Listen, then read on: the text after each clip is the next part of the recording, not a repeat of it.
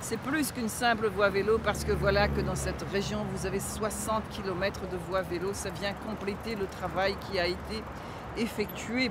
Et c'est un bel ouvrage technique et architectural, vous le remarquerez. Et donc ça marque également la volonté et l'unité des élus face aux problèmes engendrés par la mobilité. Les embouteillages extraordinaires qu'il y a dans cette région parce qu'on a entre 90 000 et 100 000 véhicules qui sont à l'entrée de Sagny et qui partent de Saint-Benoît. Voilà pourquoi dans cette région qui est un peu là, c'est quand même la région qui est un peu déshéritée et qu'elle soit riche en voies vélo, ça me réjouit le cœur, d'autant que ça a coûté 4 millions, plus de 4 millions d'euros et ça vaut le coup dans la mesure où ça préserve des embouteillages, que ça initie des enfants au vélo, au sport et que ça favorise également la santé, le dynamisme de ce territoire. Voilà pourquoi je suis heureuse de l'avoir fait. Eh bien, nous avons tout de suite embrayé. Dès la fin de cette année, avec une délibération du conseil communautaire, nous allons donc mettre en place 2000 vélos à assistance électrique, donc dans le courant de l'année 2024, et bien sûr, tout équipé. Équipé également avec les gilets et également le casque, pour qu'ils soient en très bonne sécurité et surtout avec moins de 2 € par mois, tout compris, assurance compris. Vélo, on peut faire au mois, aux 6 mois, longue durée. Si on fait 6 mois, c'est un petit peu moins cher. Si on fait 1 an, c'est encore un petit peu moins cher. Et au jour le jour, ben forcément, c'est autour de 2 € par jour. Il y en a qui habitent à Saint-André, il y en a qui habitent même à Saint-Benoît, mais il y en a qui habitent également à Sainte-Suzanne, et bien pour qu'ils puissent prendre tranquillement, en sécurité, le vélo, pour qu'ils puissent venir travailler.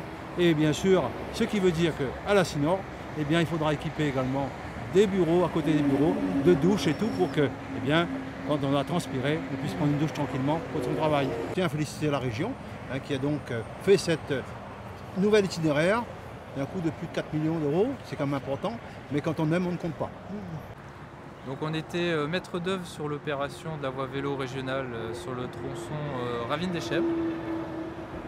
L'opération consistait à réaliser environ 750 mètres linéaires de voie vélo entre la bretelle de sortie Franche-Terre et l'entrée de la Convenance. Donc sur ces 750 mètres linéaires, il y a à peu près 550 mètres de voie bidirectionnelle d'une largeur de 3 mètres et à peu près 200 mètres d'unidirectionnelle, 2 mètres de largeur utile. Voilà, sur le tronçon, il y a 200 mètres linéaires de passerelle.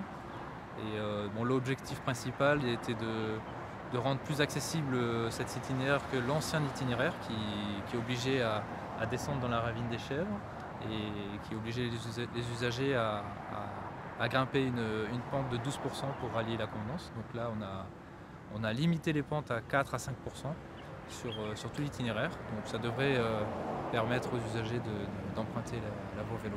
Alors les passerelles sont faites en acier, avec une peinture, une galvanisation pour la protection anti-corrosion, sur laquelle on a rajouté un système de tricouche pour rajouter encore plus de protection anti-corrosion. Les digues en moellon présentent l'avantage d'être facilement mises en œuvre. Ça présente l'avantage aussi d'être local, donc toutes les roches viennent de la carrière de Bras-Panon et est faite par une entreprise également locale. Ça présente aussi l'avantage de nécessiter très peu d'entretien dans le temps et une robustesse à toute épreuve.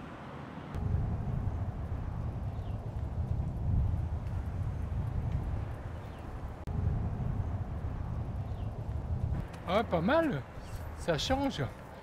On n'est plus obligé d'en baver pour remonter. Parce que là-bas, c'était l'horreur. Voilà, c'est un bon raccourci. Voilà. Eh bien, merci, au revoir.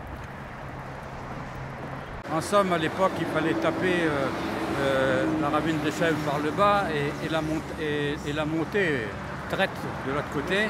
C'était très compliqué en musculaire. Maintenant, avec le VTT électrique, assistance électrique, c'est beaucoup plus facile pour un gars comme moi. Jusqu'à 73 ans, j'étais en musculaire. Et à partir de 73 ans, je me suis mis au vélo assistance. Et là, ça me permet de faire mes 100 km de montagne toutes les semaines. Et cette piste-là, c'est une aubaine pour les gens de mon âge. On n'a plus les efforts à faire. tapant la pente de l'autre côté. Et cette piste, c'est une sécurité supplémentaire pour les cyclistes parce que c'est un site propre, il n'y a pas les voitures qu'on peut croiser ou être dépassées.